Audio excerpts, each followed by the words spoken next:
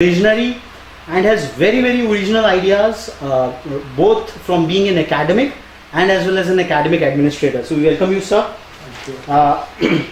We started, the focus of this interaction of ours has been to set out the rightful expectations. What we were discussing just before your arrival was a wrongful expectation has somewhere got into the students at large and especially their parents. The 7-digit salary packages which are being popularized by the mainstream media, and the 5-star work culture which is being like gloated upon all across. So that has also forced the colleges to go to make false and tall promises, so which everyone knows that they just cannot keep it.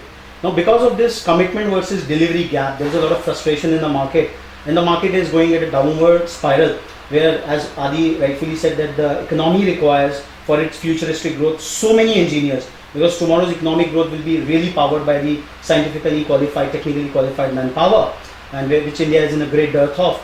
And at the same time, there is a lot of vacant seats in the engineering colleges because of this negative sentiment. And whosoever students are coming in, they get the shock of their life when they land up at their first job. So one of the big causes of unemployability or things like that is the reason of this mismatch of expectations.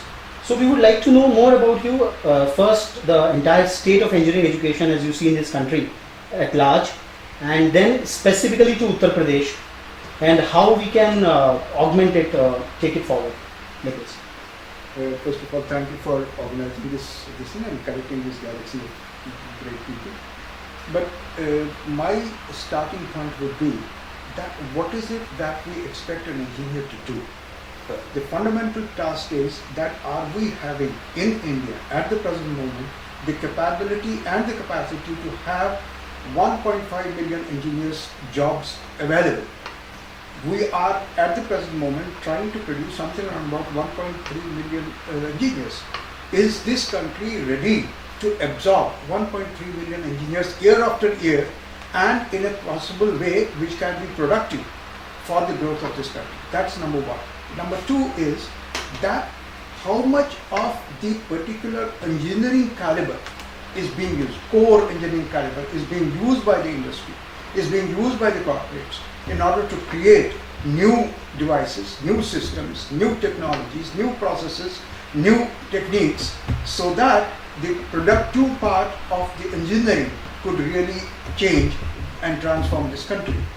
The third point is that when we are trying to talk in terms of an engineer, we must understand that engineer must be creative.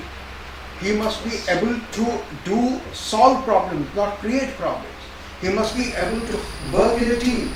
He must be able to lead where there is requirement of leadership, and he must be able to be a follower where there is a requirement of understanding what the problems are. The major advantage in an engineering curricula is that we must be able to give them analytical skills. We must be able to give them the capability to realize that there is a problem, identify the problem, and create through the experience, through the knowledge, and through their ability to envision how a solution can be arrived at. And more importantly today, we need to understand how that solution will be friendly to the environment, not toxic to the environment, because we have passed for so many years, I mean, with due respect to Western technology and Western engineers or Western scientists, we have been creating caustic and highly toxic technologies.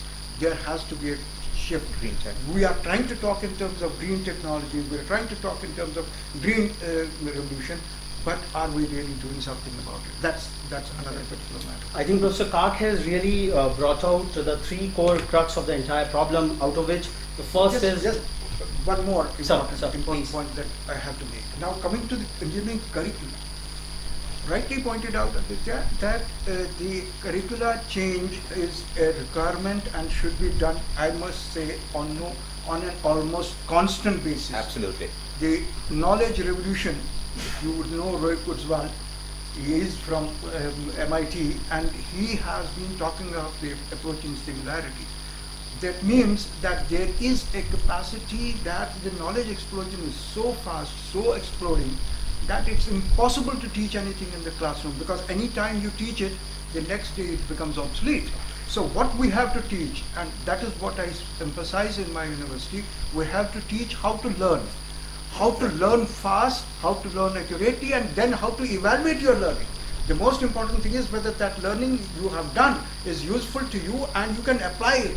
Knowledge application, learning, and most important of all, learning to activate your creativity, learning to be productive in an environment which demands solutions. Somebody very rightly said, India is today a country which is full of problems. We are having 1.3 million, approximately 0.8 million students come out as engineering degree. Where are they? Why aren't we able to solve our daily problems which dodge us and which are killing this particular country and not improving the quality of life of this human? There is nutrition problem, 50% of our children are malnourished. We are every day talking about a country which has got defunct health system. There is no primary health care that is going on, and technology which could have changed these particular environments is not being used properly. We do not have the kind of environmental rollout or the rollout of the engineers to help these particular things on the ground. We might be talking about software and whatever, but that is not really the issue. The issue is, are we, and is this country really taking and charting out which are the prime problems, scheduling them and scheduling the use of jobs. We have, I can tell you that about 10 years back, every college was trying to shut down its civil engineering department. and Yes. Today we are short of civil engineers. And we have everyone coming as computer science or IT. He cannot replace a civil engineer. We have a shortage of mechanical engineers. We have a shortage of automobile engineers. We have a shortage of people who can really understand and transform mobile technology to that it can work Embedded in the rural systems, area. telecoms. We have energy problem. We have And, enormous environmental problem. We have enormous problem in terms of creating the kind of sustainable growth. And that sustainable growth can only come through proper engineering education. Just a hint, we have been trying to create that every year almost we change our syllabi. This is the first institution where biosciences and geosciences have been brought in first year, so that, because majority of our students who come with PCM background have no understanding of biosciences. And they have no understanding of biosciences, and while we design every system for life support system to people, and if you do not know what is hurtful for biology, if you do not know what is hurtful for life sciences, you can't work. And geosciences are something that is very, very important in coming year, especially for a crowded country like India. We must understand that. So what Sir has been trying to point out, and Sir has very detailed analysis of the three larger problems: the problem of quantity, the problem of quality of engineering jobs, and then the entire problem of teaching pedagogy and the teaching innovations which are required. But at the same time, Sir has brought about that there is a humongous opportunity in this country where, what about this 1.5 million engineering talent pool, it can be absorbed.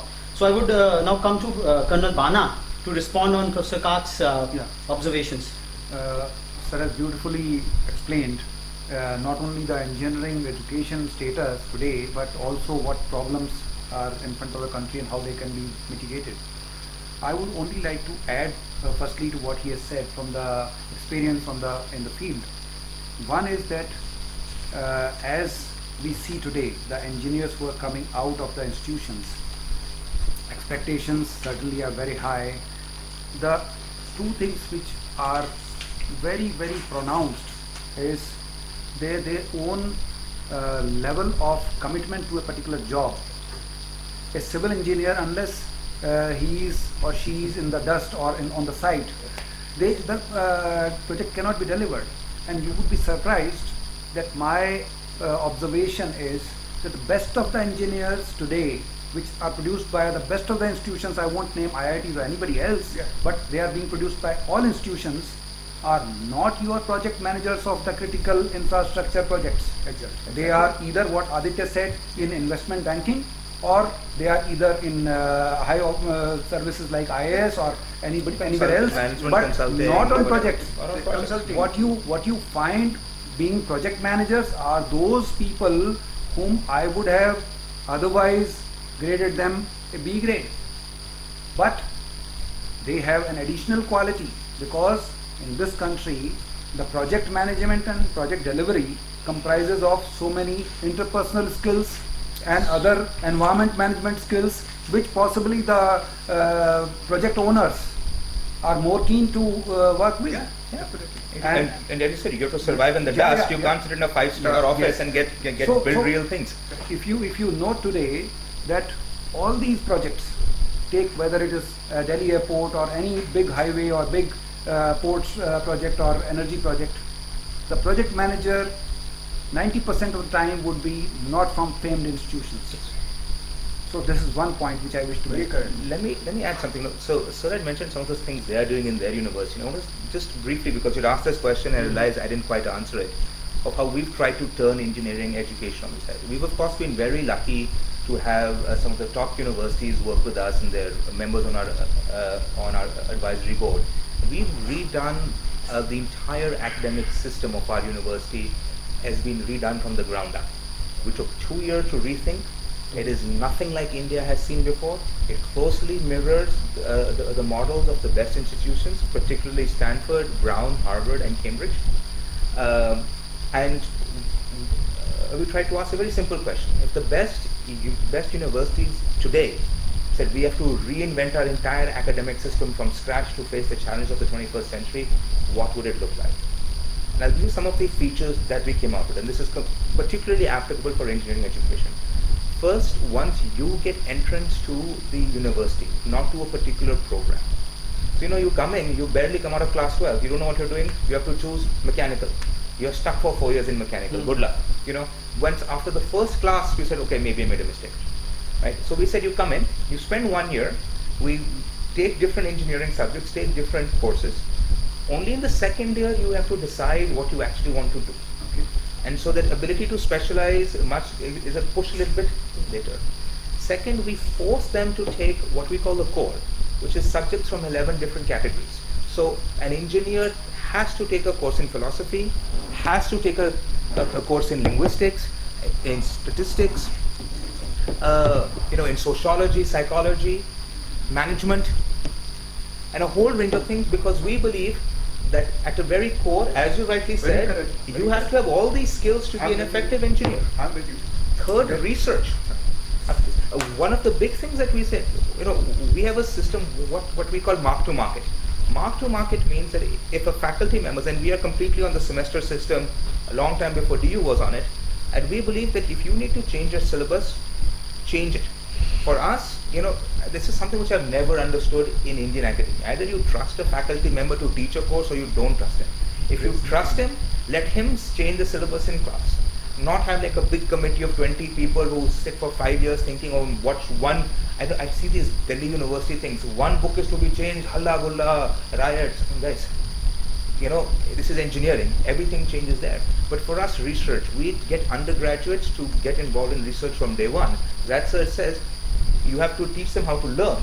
We know by the time they exit our university, everything they've